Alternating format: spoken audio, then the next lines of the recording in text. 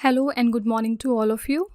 मैं आशा करती हूँ कि आप सब बिल्कुल ठीक होंगे और एक बार फिर से आप सभी का स्वागत है हमारे channel current affairs by Ravi पे। तो फ्रेंड्स, ये है हमारी डेली करंट अफेयर्स की क्लासेस और यहाँ पर हम हर दिन मोस्ट इम्पॉर्टेंट 15 करंट अफेयर्स को डिस्कस करते हैं डिटेल्ड एक्सप्लेनेशन और रिवीजन के साथ साथ। तो आज की क्लास में हम चर्चा करेंगे 28 अगस्त 2026 के 15 मोस्ट इम्पॉर्टेंट करंट अफेयर्स के बारे में। अगर आप किसी भी वनडे एग्ज़ाम की तैयारी कर रहे हैं तो करंट अफेयर्स को बेस्ट तरीके से पढ़ने के लिए आप हमारे चैनल को फॉलो कर सकते हैं। यहाँ पर हमारे सेशन की खासियत ये है कि हम स्पेशल फोकस रखते हैं रिवीजन के ऊपर। आप हमारे हर सेशन में देखेंगे कि हम उस दिन के 15 करंट अफेयर्स करने के साथ साथ पिछला भी बहुत कुछ रिवाइज़ करते हैं। और यहाँ पर रीज़न क्या है, क्यों हम रिवाइज़ करते हैं इतना, ताकि आपके एग्ज़ाम में जब भी कभी कोई क्वेश्चन अपीयर हो तो आप उसको सही मार्क करके आ सकें। ठीक है, तो ये कुछ हमारे स्टूडेंट्स का फीडबैक है और आप देख सकते हैं कि बहुत सारे बच्चों को फ़ायदा पहुंचा हमारे सेशन से जुड़ने के बाद। तो आप खुद बातों पर ना जाते हुए 10 से 15 दिन का ट्रायल लेकर चेक कर सकते हैं एंड बहुत जल्द आप इसका रिजल्ट अपने मॉक टेस्ट और पेपर्स में देखेंगे कि किस तरह से करंट अफेयर्स पर जो आपकी पकड़ है वो बेहतर होती जाएगी और जो भी इसमें आपका स्कोर प्रेजेंट में आ रहा है उससे इम्प्रूव हो जाएगा अगले 15 दिन के बाद। ठीक है, तो ये कुछ हमारे स्टूडेंट्स का फीडबैक था और यहाँ पर आप देख सकते हैं कि हमारे एक स्टूडेंट हैं जो कि सिलेक्ट हो गए as MP police sub inspector. इनकी रैंक 22 है और ये ओबीसी कैटेगरी में सिलेक्ट हुए हैं। तो इस तरह के बहुत सारे स्क्रीनशॉट्स हमारे पास पड़े हैं एंड आप अगर हमारे साथ बने रहेंगे तो हो सकता है कि अगला स्क्रीनशॉट यहाँ आपका लगा हो। राइट, तो चलिए अब आज की क्लास हम अपनी शुरू कर लेते हैं। हमारे सेशन की शुरुआत होती है क्विक रिवीजन के साथ। मीन्स हमने एक दिन पहले जो 15 करंट अफेयर्स डिटेल में किए होते हैं उनको हम अगले दिन दोबारा से वन लाइनर फॉर्मेट में रिवाइज करते हैं। तो कल हमने पहला क्वेश्चन किया था, इंटरनेशनल वर्क प्लेस ग्रुप के वर्क फ्रॉम एनीवेयर इंडेक्स 2026 में शामिल होने वाला एकमात्र भारतीय शहर यहाँ पर कौन सा है, जिसे वैश्विक स्तर पर 50वीं रैंक प्राप्त हुई। तो ये शहर था मुंबई। इसमें शीर्ष 3 शहर थे बैंकॉक, टोक्यो और बार्सिलोना। नेक्स्ट है, गाँव को गरीबी मुक्त, रोजगार युक्त और बुनियादी सुविधाओं से संपन्न बनाने के लिए अगस्त 2026 में मिशन समृद्ध गांव योजना का शुभारंभ किसने कर दिया है। तो ये हैं हमारे कृषि मंत्री शिवराज सिंह चौहान। नेक्स्ट है, अगस्त 2026 में किस देश ने ईरान के खिलाफ ऑपरेशन इकोनॉमिक आउटकास्ट नामक प्रतिबंध अभियान शुरू किया। तो ये था संयुक्त राज्य अमेरिका। अगस्त 2026 में री इमेजिनिंग स्किलिंग फॉर विकसित भारत @2047 की रिपोर्ट किस संस्थान द्वारा जारी की गई थी। तो नीति आयोग द्वारा। नेक्स्ट है, अगस्त 2026 में प्रकाशित पुस्तक अफ्रीका बिफोर अमेरिका के लेखक कौन है। इस किताब को लिखा अरिंदम चौधरी ने। अगस्त 2026 में किस राज्य ने अनुसूचित जाति अनुसूचित जनजाति के छात्रों के लिए विदेश में अध्ययन हेतु विदेश शिक्षा वृत्ति छात्रवृत्ति योजना की शुरुआत की है। तो आंसर है उड़ीसा। अगस्त 2026 में प्राकृतिक आपदाओं और आपात स्थिति से निपटने के लिए किस राज्य सरकार ने एनडीआरएफ की तर्ज पर अर्जुन वाहिनी नामक एक नया आपदा प्रतिक्रिया बल बनाने की घोषणा की है। तो ये राज्य था पश्चिम बंगाल। नेक्स्ट है, अगस्त 2026 में राष्ट्रीय सुरक्षा गार्ड ने अपना पहला पूर्णतः महिला कमांडो रूपांतरण कोर्स कहाँ पर शुरू किया है। तो हरियाणा के मानेसर में। नेक्स्ट है, 25 अगस्त 2026 को यूनिफाइड पेमेंट्स इंटरफेस ने अपने संचालन के कितने वर्ष पूरे कर लिए। तो 10 वर्ष और इसकी शुरुआत हुई थी 25 अगस्त 2016 को। नेक्स्ट है, अगस्त 2026 में आर्थिक संबंधों को मजबूत करने के उद्देश्य से भारत कंबोडिया व्यापार और निवेश पर संयुक्त कार्य समूह की तीसरी बैठक कहाँ पर आयोजित की गई है। तो कंबोडिया के नोम पेन में। अगला है, अगस्त 2026 में नागरिकों और कर्मचारियों या ग्रामीण डाक सेवकों को मोबाइल पर ही 24 घंटे डाक और वित्तीय सेवाएं उपलब्ध करवाने के लिए उन्नत डाक मित्रा और डाक सेवा मोबाइल एप्लीकेशन किसने लॉन्च कर दिया है। तो ज्योतिरादित्य सिंधिया ने। 24 और 25 अगस्त 2026 को केंद्रीय गृह मंत्री अमित शाह ने 9वें राष्ट्रीय सुरक्षा रणनीति सम्मेलन 2026 का उद्घाटन कहाँ पर किया है। तो नई दिल्ली में। नेक्स्ट है, अगस्त 2026 में किस देश ने 463 किलोमीटर की मारक क्षमता वाली लंबी दूरी की हवा से हवा में मार करने वाली मिसाइल AIM-424 मैलिस का अनावरण किया। ये देश था अमेरिका। नेक्स्ट है, वर्ष 2028 में इंडिया ओपन बैडमिंटन टूर्नामेंट का आयोजन नई दिल्ली के बजाय किस शहर में किया जाएगा। तो आंसर है गुवाहाटी। और आखिरी प्रश्न है, अगस्त 2026 में किस संस्थान ने ड्राइवर को नींद आने का पता लगाने वाली कार सीट इंटेलिसीट विकसित कर ली है। तो ये है IIT मद्रास। ठीक है, तो फ्रेंड्स, ये हमारे कल के मोस्ट इंपॉर्टेंट 15 करंट अफेयर्स हैं। अगर आप फर्दर इनको और बेहतर तरीके से समझना चाहते हैं तो आप हमारा कल का लेक्चर ज़रूर रेफ़र करिएगा, वहाँ पर हमने इन क्वेश्चंस के बारे में डिटेल में बात की है, ठीक है। बाकी चलिए अब आज की अपनी क्लास हम शुरू कर लेते हैं। आज का हमारा पहला क्वेश्चन है, केंद्रीय गृह मंत्रालय ने भारतीय संविधान की किस अनुसूची में संशोधन कर केरला राज्य का नाम बदलकर आधिकारिक रूप से केरलम कर दिया है। यहाँ पर आंसर हो जाएगा पहली अनुसूची। हम ये कई बार पढ़ चुके हैं कि केरला का नया नाम होने वाला है केरलम, और अब ये फाइनली हो चुका है, ठीक है। तो 25 अगस्त 2026 को केंद्रीय गृह मंत्रालय ने केरला का नाम आधिकारिक रूप से बदलकर केरलम करने की अधिसूचना जारी कर दी। इस बदलाव को केरला विधेयक 2026 के माध्यम से संसद के दोनों सदनों द्वारा सामान्य बहुमत से पारित किया गया और 14 अगस्त 2026 को राष्ट्रपति द्रौपदी मुर्मू की मंजूरी के बाद ये कानून बन गया। संविधान की पहली अनुसूची में भारत के सभी राज्यों और केंद्र शासित प्रदेशों के नाम तथा उनके क्षेत्रीय अधिकार क्षेत्र दर्ज हैं, इसलिए नाम बदलने के लिए इसमें संशोधन किया गया। भारतीय संविधान का अनुच्छेद 3 संसद को किसी भी राज्य का नाम बदलने, उसकी सीमाओं में परिवर्तन करने या नया राज्य बनाने का अधिकार देता है, ठीक है। तो यहाँ पर करेक्ट आंसर है ए ऑप्शन, फर्स्ट शेड्यूल यानी पहली अनुसूची, ओके। और केरला की बात करेंगे तो यहाँ पर अभी रिसेंटली इलेक्शंस हुए थे। यहाँ पर नए चीफ मिनिस्टर कौन बन गए, इनका नाम है मिस्टर वी.डी. सतीशन। गवर्नर का जानना ज़रूरी है आपके लिए। यहाँ पर गवर्नर कौन है, मिस्टर राजेंद्र विश्वनाथ आर्लेकर, ठीक है। और केरला के गवर्नर होने के साथ साथ ये और कौन से राज्य के एडिशनल गवर्नर हैं, तो तमिलनाडु के, क्योंकि तमिलनाडु में पहले आर.एन. रवि गवर्नर थे, लेकिन अभी प्रेजेंट में ये वेस्ट बंगाल के गवर्नर बन गए हैं। तो यहाँ पर अब एडिशनल गवर्नर का जो कार्यभार है वो संभाल रहे हैं राजेंद्र विश्वनाथ आर्लेकर, ओके। चलिए हम इसी के साथ कुछ बदले हुए नाम भी देख लेते हैं जो 2026 में जिन चीज़ों के नाम बदले गए। पहला है अंतर्राष्ट्रीय बुकर पुरस्कार। इसका नया नाम हो गया है बुकमान इंटरनेशनल बुकर पुरस्कार। और याद रखिएगा 2026 में ये ऑनर किसको दिया गया, किस नॉवेल को, तो ये थी ताइवान ट्रेवेलॉग, ठीक है। अगला है नाउरू। इसका नया नाम क्या हो गया है, रिपब्लिक ऑफ नाउरू। ये एक आइलैंड देश है जो कि पैसिफिक ओशन में लोकेटेड है। मनरेगा का नया नाम हो गया है विकसित भारत गारंटी फॉर रोजगार एंड आजीविका मिशन यानी जी राम जी। पहले मनरेगा में 100 दिन के काम की गारंटी होती थी, लेकिन अब इस नई स्कीम में 125 दिनों के काम की गारंटी मिलेगी। माउंट आबू का नया नाम है आबूराज। नई दिल्ली के प्रतिष्ठित सेंट्रल विस्टा क्षेत्र का नया नाम है कर्तव्य भवन क्षेत्र।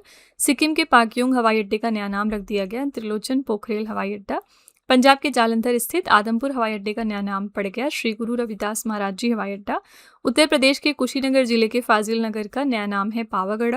और रातापानी टाइगर रिजर्व जो मध्य प्रदेश में है, इसका नया नाम हो गया है doctor Vishnu Shridhar Wakankar tiger reserve. तो जिनके भी नाम बदले जाते हैं ना, वो क्वेश्चंस एग्जाम में ज़रूर पूछे जाते हैं। 1 नंबर का सवाल अक्सर यहाँ से पूछा जाता है, तो आप इसको याद कर लीजिएगा। अगला है शंघाई सहयोग संगठन का 26वां राष्ट्राध्यक्ष परिषद का शिखर सम्मेलन 2026 किस स्थान पर आयोजित किया जा रहा है। ये इवेंट कहाँ पर हो रहा है, तो क्योंकि SCO यानी शंघाई कोऑपरेशन ऑर्गेनाइजेशन के लिए इस साल प्रेसिडेंट देश है किर्गिस्तान, तो अब जितनी भी मीटिंग होंगी SCO के अंडर में वो सब किर्गिस्तान के किसी शहर में होंगी। यहाँ पर ऑप्शन में किर्गिस्तान के अलावा और सब अलग कंट्रीज़ हैं, तो एक ही ऑप्शन बचता है, आंसर है ए ऑप्शन, ठीक है। बिश्केक में ये इवेंट होगा। शंघाई सहयोग संगठन का 26वां राष्ट्राध्यक्ष परिषद का शिखर सम्मेलन है, ये 2026 में जो हो रहा है 1 सितंबर 2026 को होगा। इसके लिए अध्यक्षता है किर्गिस्तान के पास। कहाँ पर होगा, किर्गिस्तान के बिश्केक में। और इस इवेंट के लिए हमारा विषय है शंघाई कोऑपरेशन ऑर्गेनाइजेशन के 25 वर्ष स्थायी शांति, विकास और समृद्धि के लिए एकजुट। 25 years of SCO together towards sustainable peace, development and prosperity. इस बार शंघाई सहयोग संगठन अपनी स्थापना के 25 वर्ष पूरे होने के उपलक्ष्य में इस शिखर सम्मेलन का आयोजन कर रहा है। पिछला सम्मेलन यानी 25वां एडिशन इसका कहाँ पर हुआ, वर्ष 2025 में चीन के तियानजिन में। और अगला यानी 27वां शंघाई सहयोग संगठन शिखर सम्मेलन होगा 2027 में, कहाँ पर, पाकिस्तान में, ठीक है। तो यहाँ पर आंसर था ए ऑप्शन, किर्गिस्तान के बिश्केक में ये इवेंट हो रहा है। किसी भी ऑर्गेनाइजेशन का कम से कम 1 साल पुराना जो इवेंट है वो कहाँ हुआ याद रखा करिए, और प्रेजेंट में उसकी प्रेसिडेंसी किसके पास है ये भी ध्यान रखना होता है। जैसे आजकल ब्रिक्स बहुत चर्चे में है, क्योंकि ब्रिक्स की प्रेसिडेंसी इंडिया के पास है 2026 में, ठीक है। और अगर हम बात करें 2025 में, तो 2025 में ब्रिक्स को होस्ट किया था ब्राज़ील देश ने, ओके। शंघाई सहयोग संगठन के बारे में कुछ फैक्ट्स देख लेते हैं। क्या है ये SCO? ये एशिया के कई बड़े देश मिलकर सुरक्षा, आर्थिक विकास और सांस्कृतिक सहयोग पर इसमें काम करते हैं। ये स्थापित हुआ था 15 जून 2001 को। मुख्यालय इसका चीन के बीजिंग में है।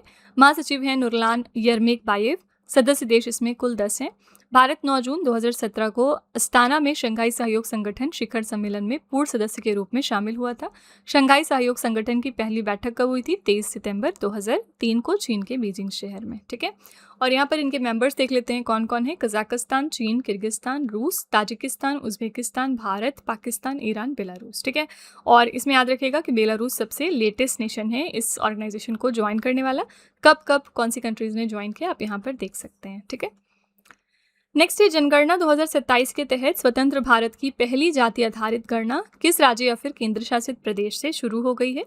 तो इंडिया की first caste based census start हो गई है लद्दाख से। ठीक है, डी ऑप्शन करेक्ट है।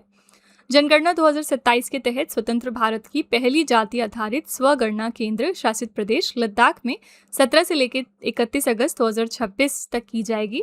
इसके बाद 1 से लेकर 30 सितंबर तक घर घर जाकर जनसंख्या गणना होगी तथा 1 से लेकर 5 अक्टूबर तक पुनरीक्षण चरण आयोजित किया जाएगा।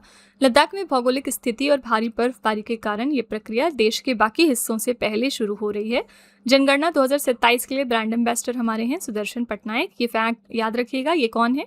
ये एक सैंड आर्टिस्ट है हमारे। ठीक है, और शुभंकर इसके लिए है प्रगति जो एक महिला को रिप्रेजेंट कर रहा है और विकास जो एक पुरुष को रिप्रेजेंट कर रहा है। ठीक है, तो यहाँ पर आंसर है लद्दाख। और सेंसस के बारे में कुछ और फैक्ट्स याद रखिएगा, ये हमारा पहला ऐसा फुली डिजिटल सेंसस होने वाला है। ठीक है, और ये हमारा पहला कास्ट बेस्ड सेंसस रहेगा जिसमें हम पहली बार कास्ट को भी काउंट कर रहे हैं। ठीक है, और इस सेंसस में पहले पर्सन के तौर पर किसको काउंट किया गया? हमारी प्रेसिडेंट द्रौपदी मुर्मू जी को। ओके, ये भी फैक्ट आपको ध्यान में रखना है। और लद्दाख के बारे में याद रखिएगा कि यहाँ पर पहले सिर्फ 2 जिले थे, लेह और कारगिल, लेकिन अब यहाँ पर 5 और नए जिले बनाए जाएंगे और टोटल अब जिलों की संख्या यहाँ पर 7 हो जाएगी। ओके, क्वेश्चन नंबर 4 है, अगस्त 2026 में अमेरिका के इलिनोइस राज्य ने किस दिन को आधिकारिक तौर पर राष्ट्रीय भारत हब दिवस के रूप में घोषित किया है? तो यहाँ पर करेक्ट आंसर हो जाएगा आपका ए ऑप्शन 15 अगस्त। अमेरिका के इलिनोइस राज्य की सेनेट ने आधिकारिक तौर पर 15 अगस्त को राष्ट्रीय भारत हब दिवस के रूप में घोषित किया। ये घोषणा इंडिया फेस्ट 2026 के दौरान की गई जो भारत के 80वें स्वतंत्रता दिवस के अवसर पर आयोजित हुआ था।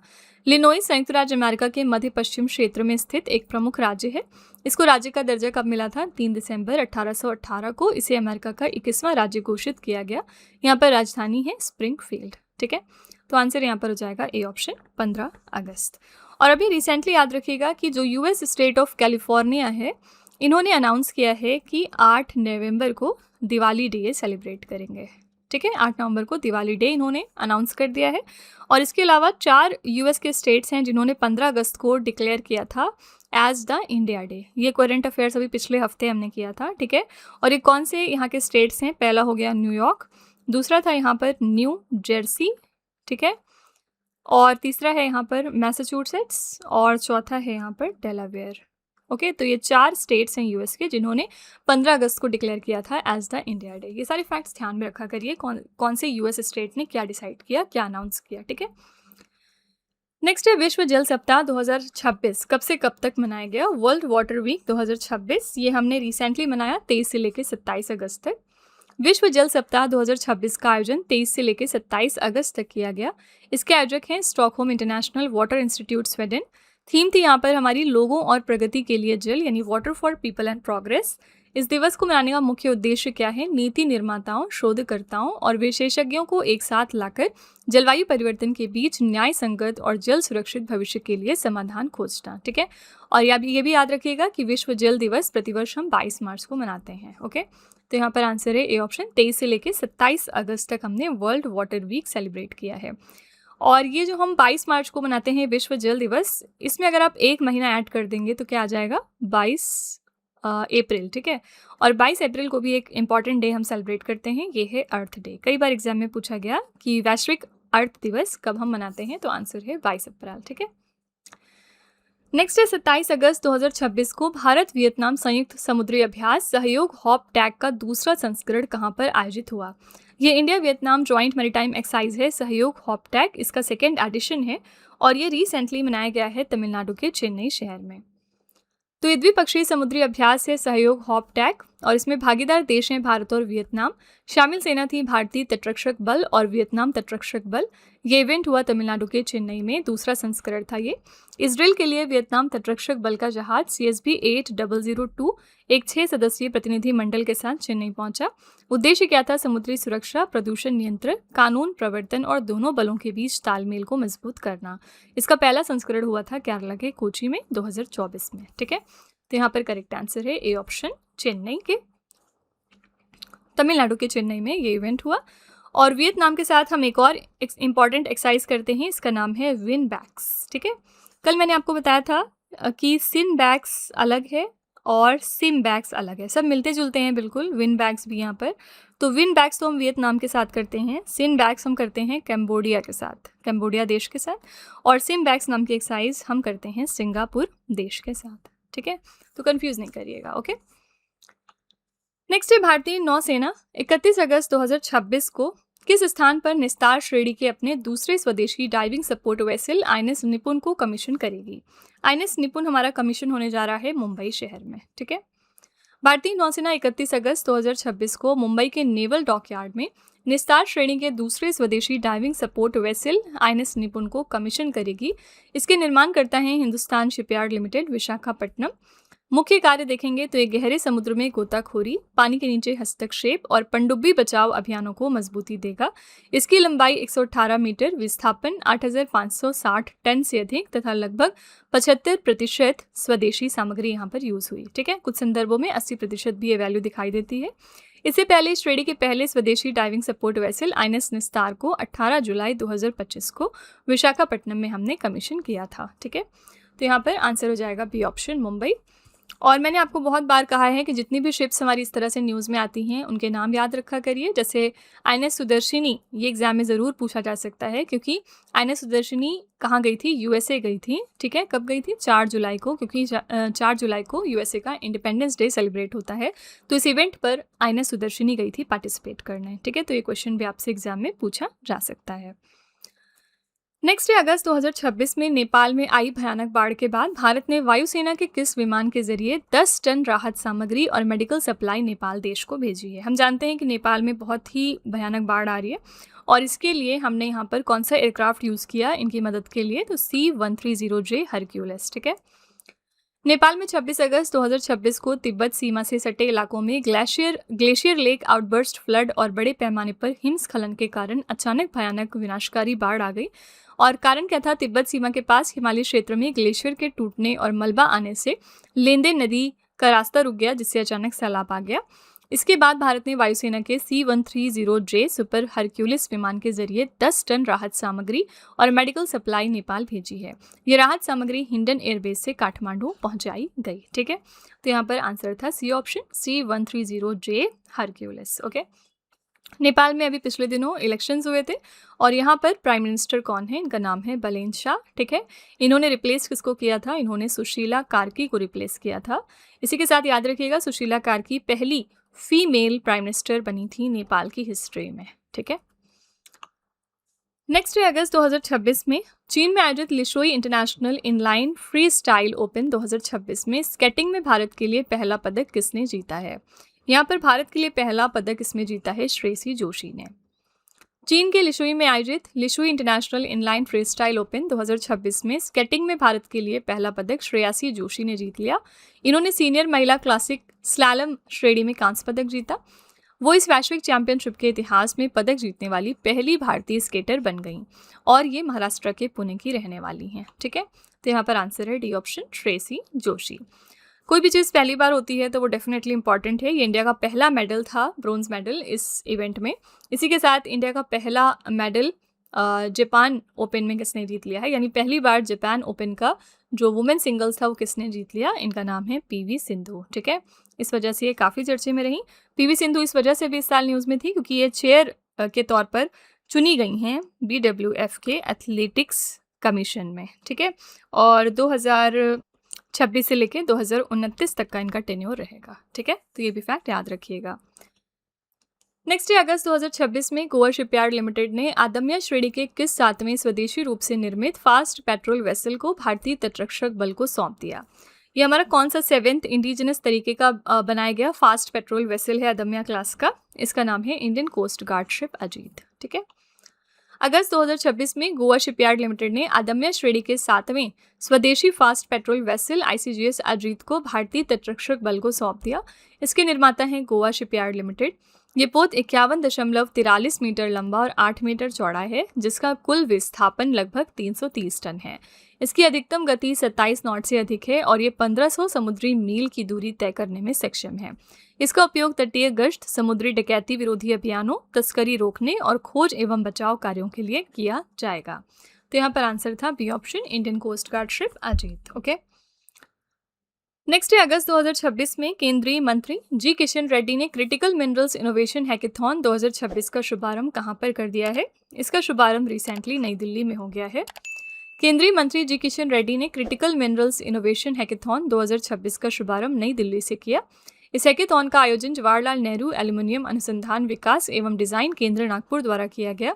मुख्य उद्देश्य था यहाँ पर राष्ट्रीय महत्वपूर्ण खनिज मिशन के लक्ष्यों को मजबूत करना। ठीक है। तो यहाँ पर डी ऑप्शन करेक्ट है, नई दिल्ली।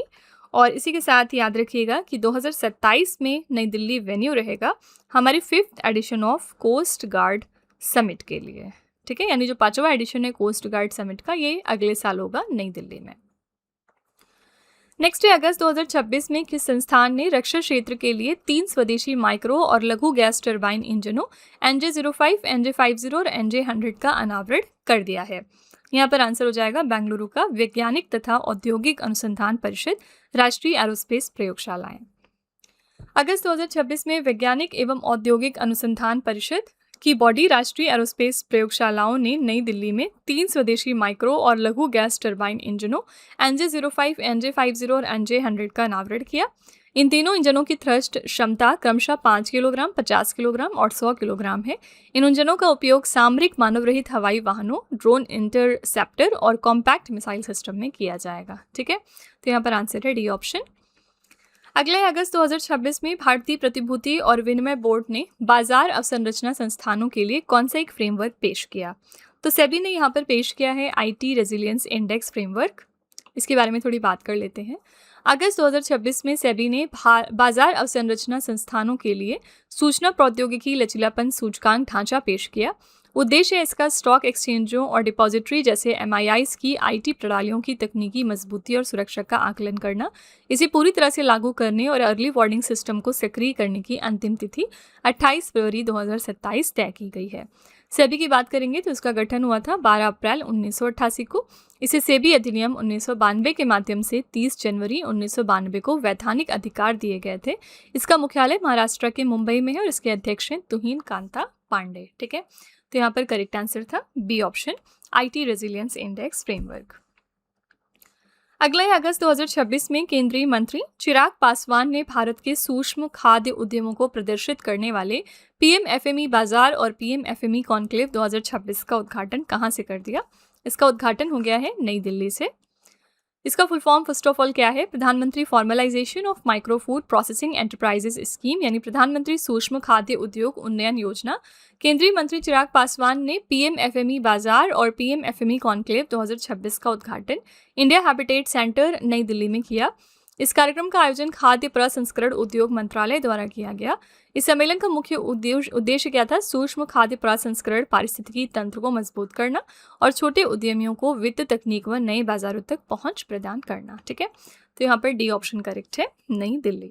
याद रखिएगा लखनऊ का जो एयरपोर्ट है ना, चौधरी चरण सिंह इंटरनेशनल एयरपोर्ट, इसको इंडिया का पहला food safety and standards authority of India की तरफ से सर्टिफाई किया गया ईट राइट कैंपस। ठीक है। मतलब क्या हो गया, मतलब ये इंडिया का पहला FSSAI certified eat right campus साबित हुआ। ठीक है। कौन सा ये एयरपोर्ट है, चौधरी चरण सिंह इंटरनेशनल एयरपोर्ट जो लखनऊ में है। आज का हमारा आखिरी प्रश्न है, अगस्त 2026 में रक्षा मंत्री राजनाथ सिंह ने DRDO द्वारा विकसित किन मिसाइल प्रणालियों की प्रौद्योगिकी को भारतीय रक्षा उद्योगों को हस्तांतरित करने की मंजूरी दे दी है। कौन से ये हमारे मिसाइल सिस्टम टेक्नोलॉजीज हैं, तो ये सभी तरह के पारंपरिक मिसाइल प्रणालियों की बात हो रही है, ऑल कन्वेंशनल मिसाइल सिस्टम। रक्षा मंत्री राजनाथ सिंह ने अगस्त 2026 में डीआरडीओ द्वारा विकसित सभी पारंपरिक मिसाइल प्रणालियों की प्रौद्योगिकी को भारतीय रक्षा उद्योगों और निजी क्षेत्र को हस्तांतरित करने की मंजूरी दे दी। इसके तहत डीआरडीओ द्वारा विकसित सभी तरह की गैर परमाणु मिसाइल तकनीकों को निजी और घरेलू कंपनियों को सौंपा जाएगा। इस फैसले का मुख्य उद्देश्य है देश में रक्षा उत्पादन को बड़े पैमाने पर बढ़ाना और भारत को रक्षा क्षेत्र में आत्मनिर्भर बनाना। ठीक है, तो यहाँ पर आंसर था डी ऑप्शन। हमारे डिफेंस मिनिस्टर याद रखिएगा कौन है, राजनाथ सिंह। ठीक है, तो फ्रेंड्स ये थे आज के हमारे most important 15 current affairs. I really hope कि आपको ये हमारा सेशन पसंद आया होगा और आप ज़रूर कुछ ना कुछ नया सीख कर ही जा रहे होंगे। चलिए फिर आपके टेस्ट पर चलते हैं। लास्ट में हम आपके लिए 3 क्वेश्चन का एक छोटा सा टेस्ट रखते हैं जो इसी वीडियो में से होता है, ये चेक करने के लिए कि आपने कितना पढ़ा, कितना समझा। पहला क्वेश्चन है आपके लिए, जनगणना 2027 के तहत स्वतंत्र भारत की पहली जाति आधारित गणना किस राज्य या फिर केंद्र शासित प्रदेश से शुरू हुई है। दूसरा क्वेश्चन है, विश्व झील दिवस 2026 कब मनाया गया। और तीसरा क्वेश्चन है, केंद्रीय गृह मंत्रालय ने भारतीय संविधान की किस अनुसूची में संशोधन कर केरला राज्य का नाम बदलकर आधिकारिक रूप से केरलम कर दिया है। तो ये 3 क्वेश्चंस आपके लिए हैं एज अ होमवर्क। इनका जवाब आपको कमेंट में जाकर लिखना है। इसी के साथ हमारी क्लास यहाँ पर एंड होती है। आप अपना फीडबैक कमेंट में ज़रूर शेयर करिएगा हमारे साथ कि आपको क्लास कैसी लगी।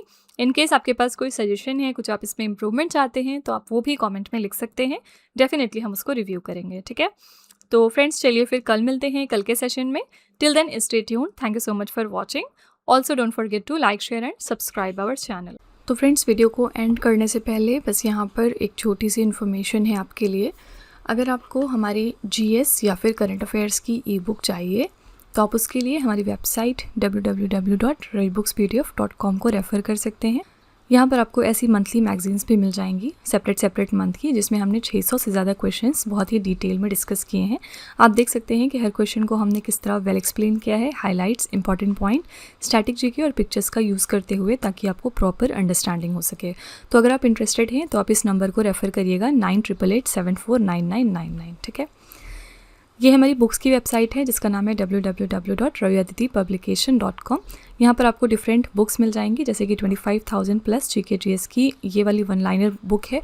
इसके अलावा कंप्यूटर जीके, सामान्य विज्ञान, एनसीईआरटी के नोट्स डिफरेंट सब्जेक्ट्स में।